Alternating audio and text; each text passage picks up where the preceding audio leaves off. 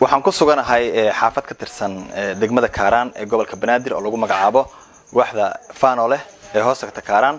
waaxdan waxa ka dhacay arrin argagax leh waxa halkan guri ku dhigan lagu kufsaday gabar aad u yar oo lagu magacaabo Samiiro Yuusuf Maxamed arrintaas ayaa dadka deegaankan degan waxa ay ka muujiyeen arrin falcelin u baahan waxayna ku baaqeen in ficilada soo laabtay ee kufsiga ee laga geysanayo qaybo ka tirsan gobolka Banaadir in dawladdu arrintaas wax ka qabato gabadha la kufsaday oo ahayd gabar shanjir ah aabaheed ayaa la hadlay telefishinka Universal TV waxa uu sheegay in gabadhu ay ahayd gabar aad u yar oo daadaan idin sheega balse aabe Yuusuf Maxamed wuxuu ka codsaday dawladda in arrintaasi ay wax ka qabato wuxuuna ka sheekeeyay sida wax u dhaceen gabirta oo guriga xaafadda islaan iidadeeda wax ka soo qaadanayso oo guriga ku dhagan albaabkeedu deganaay gabirtii uu gacanta ka qabsaday gudaha la galay gudaha doo la galana gabirtii waa faraxumbay ayadoo qayladeeda la maqlay waa la tagay hadii loo tagay ninkaana ba haysto waa gabirtii laga soo waday ninkina intaan aniga soo socday telefoon baa laga soo wacay waa la laqaaqay gabar la dhaatay baawar saartay dhinacaas gubad leeyahay marka ninkii ma la qabtay geystay kufsiga mise uu baxsaday uu maqan yahay walaashiisa ayaa guriga ka waday guriga walaashiisa oo gubad leeyahay jira marka in gabadha la kufsaday see lagu ogaaday waxa lagu ogaaday saldhiga ayaan tagay refertan qaatay refertadii digfeeradangeeyay ayaga cadeeyeen dawladda Federaalka waxaan ka codsanayaa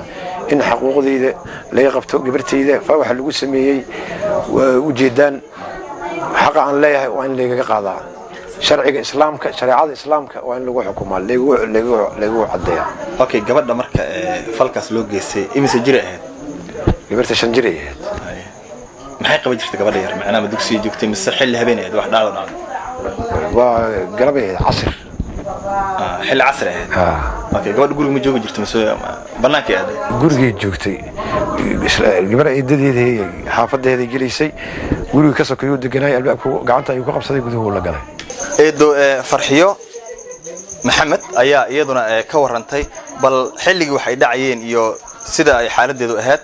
waxaana loo sheegay Samiiro Yuusuf Maxamed xilligii ninku uu kufsanayay inay u socotay gurigaas eedadeed waxayna ka waramaysaa dareenkeeda xilligan iyo haatan waxa ay dareemayso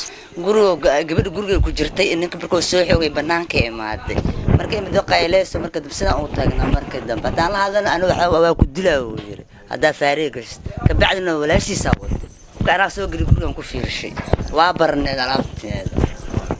halaasana markii gabadha walaalay imaadeen waana wadeenbo arrintan markay ka dhacday waaxda Faanole ee degmada Kaaraan waxyaabii lagu soo baxay kamid ah gabadha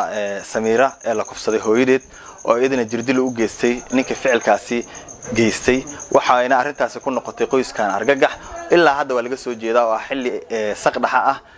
dadka deegaankan ku noolna wali ma aysan seexanin si ay ula qaybsadaan qoyskan murugada